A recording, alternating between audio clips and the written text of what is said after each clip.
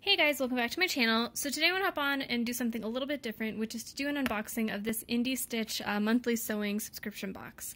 I started sewing during the pandemic, and I have started kind of sewing garments for myself, and so I wanted to kind of give this a try. It is one of the few, very few, sewing subscription boxes that is in the US. I think there's a lot of like UK-based YouTubers who talk a lot about like the Sew Hayley Jane box, but I don't think that that exists in the US, so I was excited to find this in the US for me to get. So the premise of the box is that it comes with a pattern, fabric, and all of the notions needed to complete that pattern, and it also comes with some like goodies with the pattern. Or in the fabric.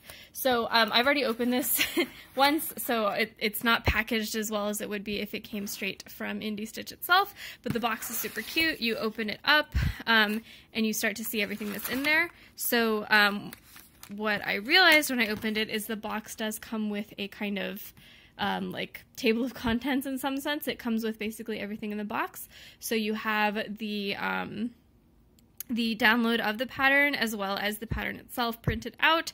You have the fabric, you have thread, you have sewing needles, tweezers, some wash away basting tape, a bobbin holder, and then we can kind of go to a private Facebook group to do a sew along. This is a little bit more about I think the designer of the pattern. But so hopping in, first up, on top, I have the actual pattern printed out. So I really appreciate this. You could do a digital download of a pattern, but this has been printed kind of for you by IndieStitch. So it's like you just lay it out on the floor and you can trace the pattern or cut the pattern or whatever you want. And what I like about this is that the paper of this pattern isn't super thin and like crinkly like the patterns, like the Big Four patterns that they come with that like very, very thin crinkly paper. This is, I think pretty substantial. It feels nice. So I'm excited to be able to trace that. So then maybe the next most important thing is the fabric.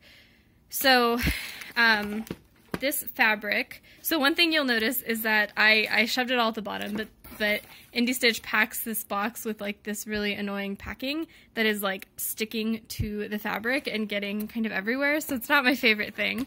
But the first piece of fabric is this charcoal French terry in like a floral print. It is 1.25 yards.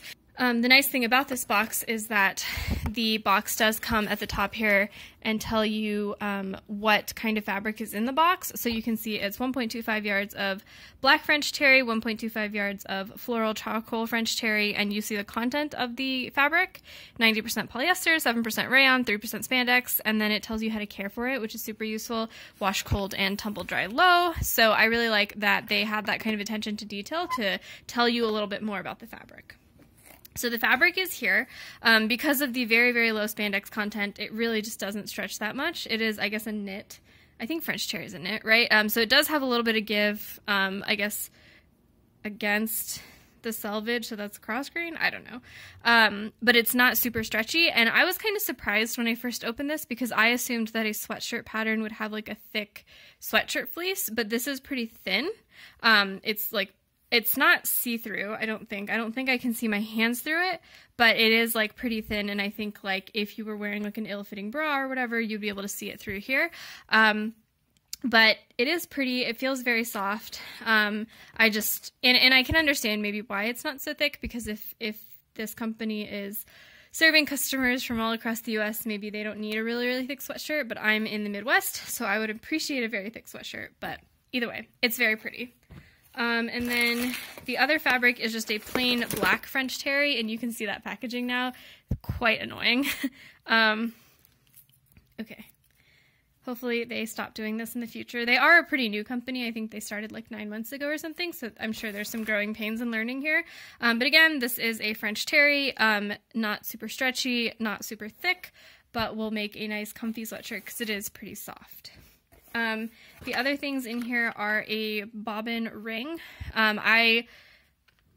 it's, you know, it is what it is. I don't think I would use this, to be honest, because I already have like a way that I store my bobbins in like a case, but I think this would be really useful. I think generally these subscription boxes can be really useful for beginners who don't have a lot of notions, who don't have a lot of storage solutions and things like that, because you end up kind of collecting the necessary things for your like sewing space. But I'm sure I can find a use for this, and it is cute. Of course, you have your coordinating thread. It's Gutterman thread, which is obviously a good brand. It is 100% polyester, which is good for knits. So just a black thread, nothing special, but a good quality. Then you have some some gummy bears. You have your ballpoint needles. I thought this was a nice touch. But I do think it was nice to include ballpoint needles because it is kind of necessary to use ballpoint needles when you're sewing with knits, but it's hard to find them right now. I have not been able to find them at any of the like hobby supply stores that I've gone to, Joann's or Hobby Lobby.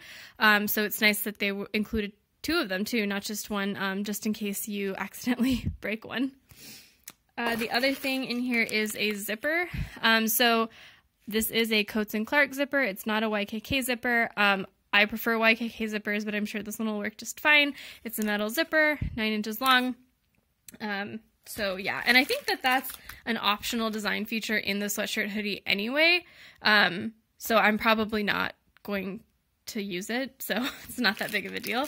And then we just have some water-soluble basting tape. So I have tried this in a different brand before, to help kind of hold the hem of a knit top that I was making.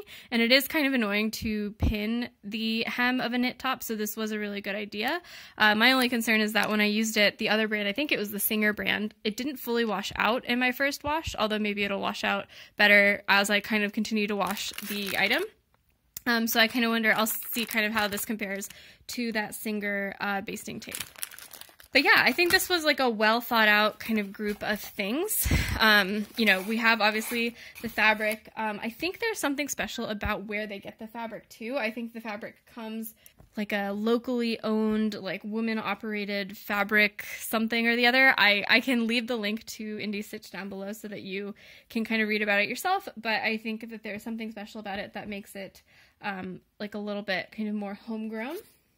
You know, you have your very thoughtful needles, obviously the pattern that's printed out very nicely for you, and then additional notions. So yeah, I mean, I think this is going to be exciting. I'm very excited to see how this sweatshirt turns out. I think it will be a really nice thing to wear around during, obviously, the pandemic. And yeah, so thanks guys for watching. Let me know in the comments below if you have any questions, and I will see you next time. Bye.